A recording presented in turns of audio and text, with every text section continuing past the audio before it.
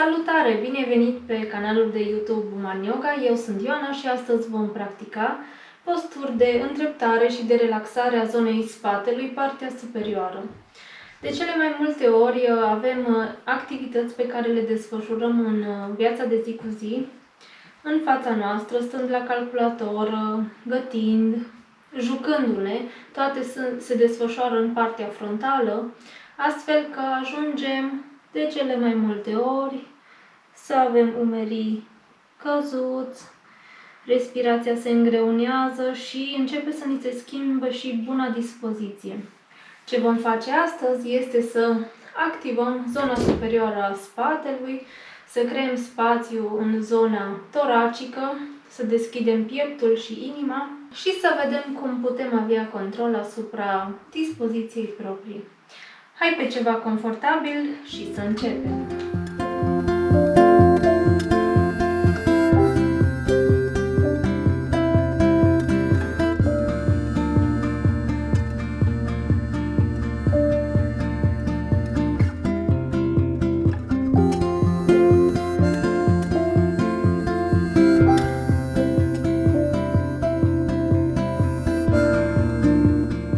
Postura din care vom începe astăzi este Sukhasana, iar dacă vrei să exersezi Sukhasana, du-te un video înainte pentru a practica această postură.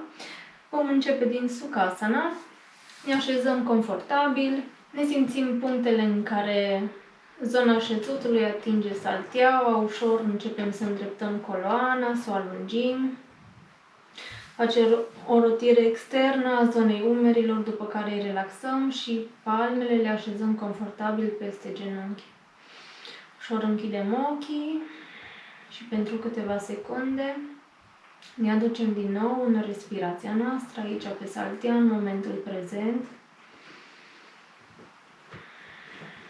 Doar observăm unde regăsim respirația în corp, care este fluxul ei în acest moment, care sunt zonele în care ne simțim respirația, poate să fie în abdomen, în zona toracelui sau în zona pieptului, poate chiar la intrarea în nări.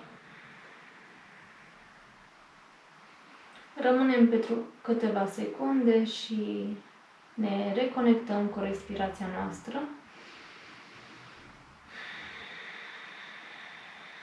După care începem cu niște exerciții mici de încălzire a zonei umerilor. Începem prin rotiri înapoi. Continuăm să inspirăm și să expirăm pe nas și să facem rotirile alungindu-ne gâtul înspre tavan. Umerii urcă înspre urechi pe inspirație și coboară jos înspre corp pe expirație. Schimbăm sensul, rotim și în partea opusă. Poate că începem să simțim cum se decongestionează această zonă. Dacă simțim tensiune sau durere, facem mișcările în ritmul corpului nostru și al respirației. Revenim într-o postură neutră. Încrucișăm palmele în fața noastră, iar pe inspir, brațele se ridică sus spre tavan, alungim și bărbia, privirea merge spre degete, pe expir, brațele încep să coboare, bărbia se întoarce în piept, spatele se întinde în exterior și se flexează coloana. Inspirăm din nou, ridicăm brațele, privirea spre degete, alungim gâtul sus spre tavan, umerii ținem departe de urechi. Pe expir, brațele coboară jos, paralele cu salteaua, bărbia se întoarce în piept, umerii se împing înapoi, coloana se flexează, pelvisul face o rotire înapoi și ajungem să stăm pe coccyx, pe codița noastră. Inspir din nou. Alungeți brațele, simt cum din brațe, antebrațe, palme, coloana începe să mi se întindă sus spre tavan. Expir. Și cobor cu bărbia în piept, arcuiesc spatele, flexez coloana, relaxez umerii și mai repet încă de 2 ori. Inspir lung, mă lungesc spre tavan, expir, revin la centru, eliberez brațele și mă duc într-o postură neutră. Pentru a continua ne vom întoarce în 4 labe, în postura tabletop. Avem grijă că atunci când ne poziționăm în 4 labe, brațele să fie în prelungirea umerilor, ne simțim lățimea de la umăr la umăr, palmele sunt deschise, degetele sunt active, prindem cu buricele degetelor de saltea. Încercăm și să aliniem picioarele în prelungirea coapselor, nu mergem nici mai în afară, nici mai interior, ne simțim fiecare propriul corp și unde ar trebui să fie prelungirea coapselor pentru fiecare. Degetele picioarelor se stabilizează bine în saltea, facem o rotire externă din coate și încălzim coloana și zona umerilor prin postura cat cow. Inspir, privirea merge spre tavan, arcuiesc în interior coloana, expir, bărbia coboară în piept, spatele se arcuiește și din umeri activ împing spre tavan. Inspir din nou lung pe nas, privesc spre tavan, expir lung pe nas, arcuiesc spatele, bărbia coboară în piept și împing cât de bine pot, activ din brațe. În momentul în care inspir, brațele sunt în continuare active, nu cad, nu mă las într-o stare pasivă. Greutatea corpului să-mi creeze dificultăți în a sta pe brațe. Inspir din nou, mă lungesc, sunt focusată pe respirație și pe senzațiile pe care le simt în corp. Expir.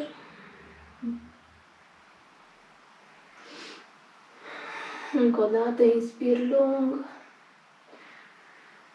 și expir. Pentru a mă odihni, o să mă las în postura copilului, balasana, ușor cobor fesierii către călcâie.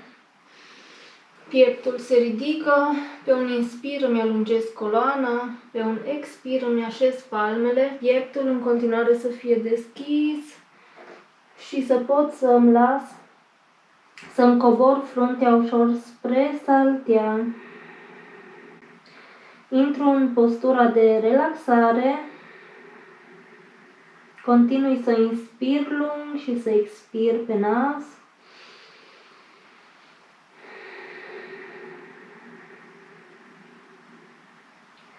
Brațele sunt în continuare active, nu le las încă moi pe saltea, palmele le țin active, umerii sunt departe de urechi. Focusul este intern pe respirație și pe senzațiile pe care le simt în corp, în zona umerilor, în zona gâtului, în cervicală, în zona coapselor și în zona lombară. Mă ridic ușor, în 4 labe din nou, îmi centrez palma stângă, în continuare degetele sunt active, buricele prind bine de saltea, pe un inspir lung, alungesc brațul drept sus spre tavan, deschid pieptul, deschid zona sternului, atâta cât îmi este mie astăzi confortabil, iar pe expir, palma coboară din nou jos în saltea. Mai repet încă o dată, inspir lung, lung, lung, lung, lung și deschid brațul drept. Pe un inspir lung încerc să cuplez inspirația cu mișcarea. Pe toată lungimea inspirației fac mișcarea de a aduce brațul sus spre tavan. Pe toată lungimea expirației, brațul coboară în saltea și sunt conștient de mișcarea pe care o fac, de respirația pe care o simt în corp și de zonele în care corpul meu începe să se trezească. Zona șoldului prin răsucire, zona umerilor prin mișcarea de rotație externă. La următorul inspir, brațul se ridică din nou și se alungește sus spre tavan. Duc departe umorul drept de ureche, iar pe un expir încep să aduc brațul pe sub palma stângă, pe sub antebrațul stâng și cobor ușor greutatea corpului pe umărul drept, aplec urechea dreaptă jos înspre saltea și pot palma stângă să o întind în față pentru a-mi stabiliza mai bine corpul, iar dacă vreau să simt mai intens mișcarea, pot și piciorul stâng să-l întind mai bine și să simt în zona umerilor cum începe să se activeze mușchii. Continui să inspir lung și să expir, după care revin la centru, în poziția neutră, în 4 labe și repetăm mișcarea și pe partea opusă. Revin cu brațul drept, în postură centrată, rotesc extern cotul, brațul este activ, nu-mi las pieptul și corpul să pice în brațul drept. Brațul este activ, în forță, inspir lung, răsucesc la stânga, brațul stâng se înalță sus spre tavan pe o inspirație, pe o expirație, brațul coboară activ și se odihnește înapoi în saltea. Mai repetăm încă de 3 ori, inspir lung pe nas, răsucesc trunchiul, expir, revin la centru în postură neutră. Încă o dată, inspir lung, încerc picioarele să mi le țin stabile în saltea, zona șoldurilor să fie paralelă cu podeaua. Încă o dată, inspir lung, rotesc și întind brațul drept, sus, sus, sus, spre tavan, expir și duc brațul stâng pe sub brațul drept, așez corpul pe umărul stâng, ajustez mâna dreaptă dacă am nevoie cu piciorul drept pentru a începe să activez zona umerilor.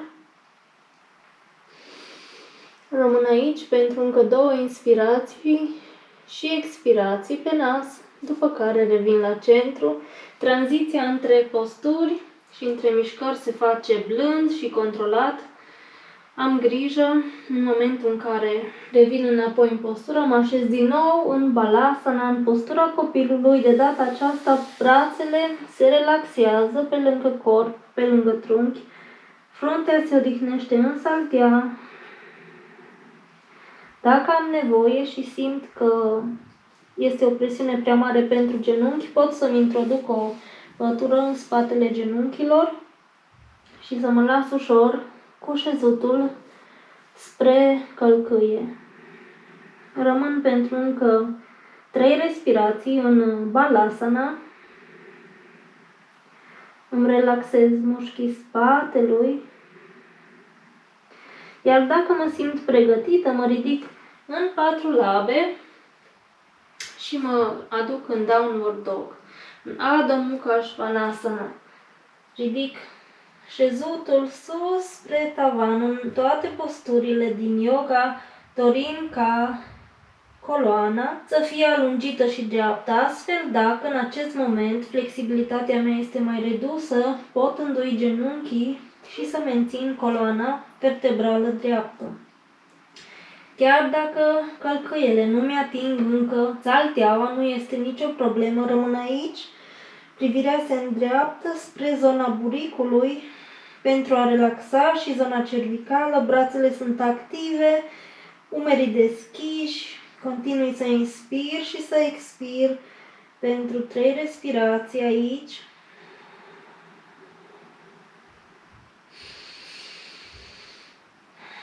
Pe fiecare inspirație alungesc coloana, deschid vertebră cu vertebră, pe fiecare expirație privirea îmi coboară mai mult înspre zona abdominală.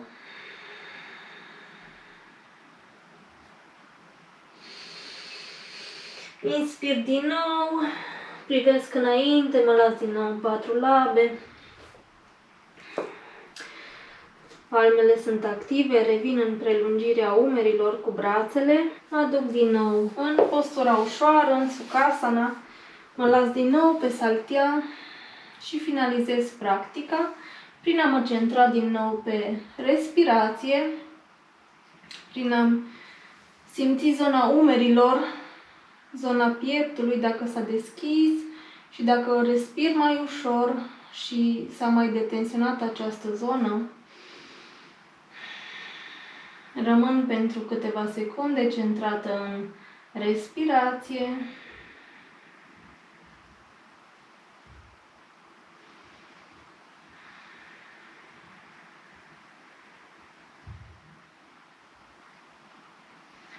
Iar pentru a închide această sesiune ne aducem palmele unite în fața inimii. Mulțumesc pentru practica de astăzi. Vă mai aștept și data viitoare. Dacă aveți anumite solicitări pentru zone ale corpului de a practica asane din yoga, vă rog să-mi scrieți în comentarii. Altfel, subscribe canalului de YouTube.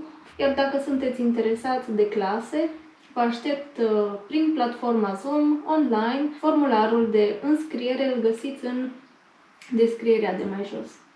Mulțumesc! Ne vedem data viitoare!